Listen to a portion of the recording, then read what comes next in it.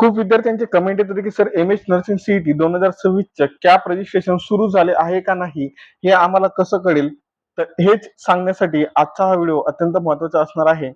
तर तुम्हाला या ठिकाणी तुमच्या मोबाईलमध्ये गुगल असेल त्या गुगलवरती तुम्हाला या ठिकाणी एमएसटी सीईटी सर्च करायचं आहे.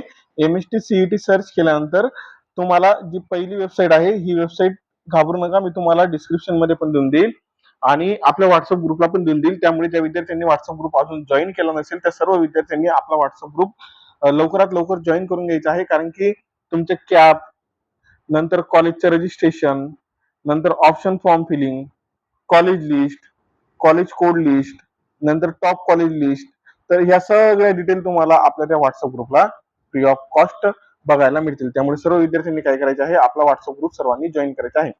ठीक आहे. या ठिकाणी एमएसटी सीईटी सर्च केल्यानंतर तुम्हाला काय करायचं आहे, जी पहिली वेबसाईट आहे ही या पहिल्या वेबसाईटला क्लिक करायचं.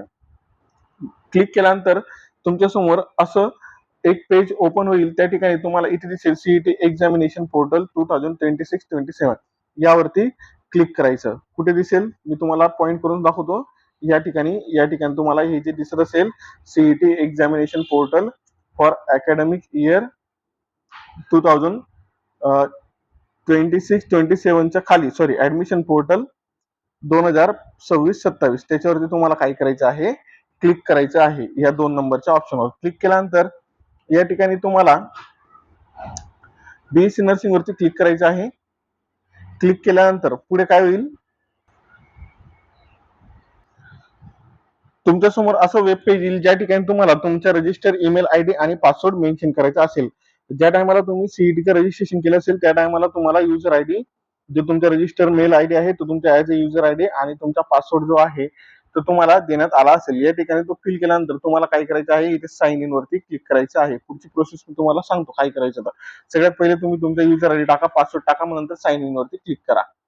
साइन इन वरती क्लिक केल्यानंतर नेक्स्ट स्टेप काय राहील, तुमचा युजर आयडी पासवर्ड फिल केल्यानंतर तुम्हाला या ठिकाणी असं ऑप्शन दिसतील ज्या ठिकाणी काय काय ऑप्शन राहील. पहिलं राहील तुम्हाला CET registration, centralise admission process, CAP registration. तर या ठिकाणी तुम्हाला हे जे सेंट्रलाइज ऍडमिशन प्रोसेस आहे कॅप रजिस्ट्रेशन यावरती क्लिक करायचं आहे.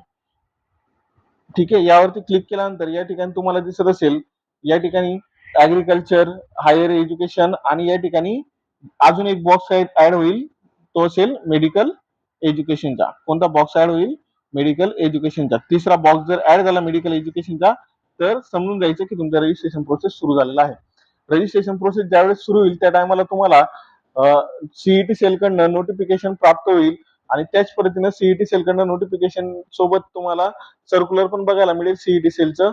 आणि त्याच्यासोबत आपल्या व्हॉट्सअप ग्रुपला, युट्यूबला सगळीकडे व्हिडिओ तुम्हाला अवेलेबल होतील.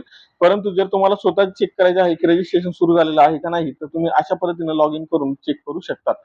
जर तुम्हाला अशीच इम्पॉर्टंट अपडेट हवी असेल तर तुम्हाला करायचं आहे चॅनलला सबस्क्राईब, व्हिडिओला लाईक आणि जितकं जास्त होऊ शकतं या व्हिडिओला मिनिमम 1 लाख हाईप करा.